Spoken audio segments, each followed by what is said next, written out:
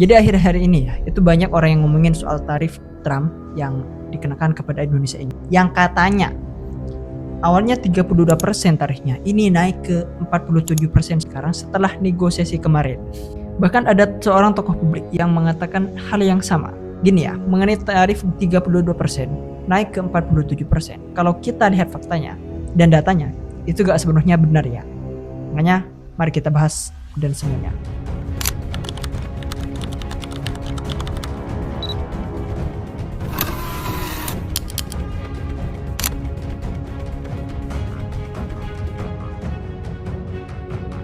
Jadi kita kemarin sudah lihat sebenarnya bahwasanya Indonesia di tarif Trump itu di tarif 32%. Dan Indonesia sekarang itu masih dalam proses negosiasi dengan pemerintah AS agar tarifnya itu tidak begitu tinggi, bisa diturunin lah sedikit dan sebagainya. Nah, mengenai isu kenaikan tarif dari 32% ke 47%, setelah melakukan negosiasi itu gak benar. Ingat, setelah melakukan negosiasi itu gak benar. Dan itu merupakan kesalahpahaman. Karena gini, mengenai isu dan angka kenaikan 47%, itu emang ada beritanya. Tapi ingat, itu hanya untuk beberapa produk tertentu. Ingat, khusus pada produk tertentu.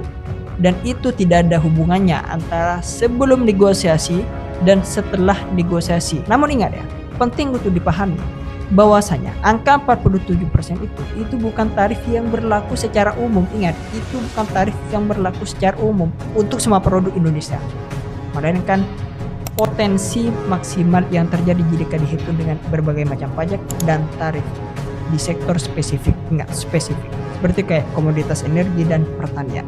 Makanya kalian jangan terpancing sama propaganda seakan-akan pemerintah kita itu kayak bodoh, seakan-akan ya. Masa yang seharusnya negosiasi tarifnya itu turun, ini malah naik? Itu kan bodoh. Tapi kan pemerintah itu enggak kan. Pemerintah itu pintar-pintar. Gak mungkin lah kalau gak pintar dipilih sama Pak Prabowo. Ya mungkin sebagian ada. Tapi kalau yang diutus untuk negosiasi ini kayaknya pintar-pintar semua. Karena saya lihat sendiri di fakta di lapangan dan di berita dan segala macam, bahwasanya pemerintah Indonesia sendiri itu sebenarnya sudah berupaya memastikan bahwa tarif yang berlaku tetap adil dan menguntungkan bagi kedua negara, Indonesia dan AS, dengan tetap menjaga keseimbangan hubungan perdagangan.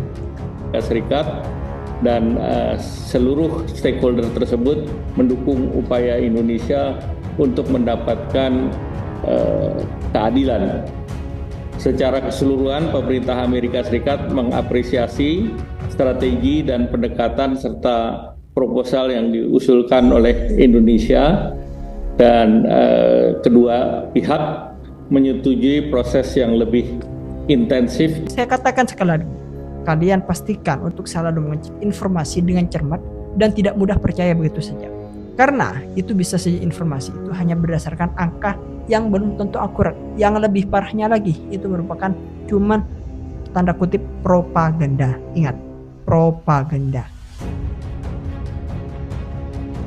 Nah, mungkin saya paparkan ya mengenai berita yang terbaru kali ini di tanggal 26 April kali ini.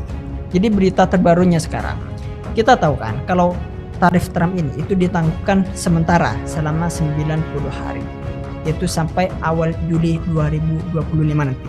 Artinya dalam deadline waktu itu Indonesia masih punya waktu untuk menyelesaikan proses negosiasi dengan pihak Amerika Serikat, yang mana negosiasinya udah mulai sekarang. Nah, yang menarik ya, di tengah proses negosiasi ini, Indonesia juga sudah menyampaikan sebenarnya beberapa proposal yang cukup ambisius, dan pemerintah kita itu juga menawarkan untuk meningkatkan impor dari Amerika Serikat lagi hingga 19 US dollar, terutama di sektor energi seperti minyak dan serta produk pertanian seperti gandum dan kedelai. Pertanyaannya, untuk apa? Ya tentu saja ini sebagai imbalan untuk mengurangi atau bahkan menghindari penerapan tarif yang lebih tinggi itu.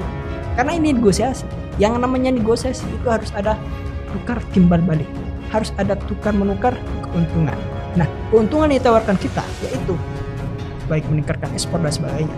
Selain itu ya, yang kita tawarkan ke mereka, kita tuh juga menawarkan untuk memperbaiki prosedur bea cukai dan mengurangi hambatan non tarif yang ada, yang bisa mempermudah arus barang asal Amerika Serikat itu masuk ke Indonesia, seperti kayak regulasi label halal dan sebagainya. Tak hanya itu, kita juga menawarkan dan mengusulkan untuk memberikan insentif pajak bagi produk-produk Amerika Serikat, terutama dalam sektor teknologi dan mineral kritis. Dari semua imbalan yang kita tawarkan ke mereka agar negosiasi ini berjalan, tanggapan Amerika Serikat itu gimana?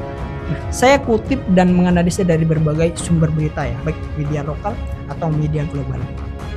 Pemerintah Amerika Serikat sendiri itu sudah mengapresiasi inisiatif Indonesia ini dengan menawarkan beberapa keuntungan kepada AS. Dan mereka itu melihat bahwasanya langkah ini itu sebagai sesuatu yang konstruktif. Namun ingat ya, mereka juga menekankan bahwa mereka ingin memastikan adanya komitmen dari Indonesia dalam bidang energi dan teknologi untuk menjaga hubungan dagang yang lebih stabil dalam jangka panjang. Jadi ingat, untuk saat ini proses negosiasi ini terus berlanjut dan Indonesia masih memiliki waktu sampai Juli 2025 nanti untuk mencapai kesepakatan. Kedua belah pihak ini itu sedang berusaha untuk menentukan solusi yang saling menguntungkan baik AS sama Indonesia. Nah, pemerintah Indonesia itu juga berkoordinasi dengan negara-negara ASEAN lainnya untuk menjaga-jaga kebijakan tarif Amerika Serikat ini tidak merugikan negara-negara di kawasan ini. Itu sebagai jaga-jaga ya, karena itu konsep negosiasi. Kan konsep negosiasi emang gitu. Jika misalkan sudah berupaya untuk melakukan negosiasi, itu harus memiliki backup agar jika misalkan negosiasi ini tidak berjalan, maka kita bisa mencapai solusi itu, bisa beralih ke solusi yang lain, ke rancangan yang selanjutnya. Jadi itu merupakan data terkini sekarang. Jadi ingat ya, nggak ada kenaikan dari 32% menuju 47% terhadap semua produk Indonesia. Kenaikannya itu hanya pada produk-produk tertentu. Mungkin itu saja ya. Ingat ya, saya di sini tuh bukan menyudutkan pihak tertentu. Mungkin itu saja ya. Sampai jumpa. Eksklusif.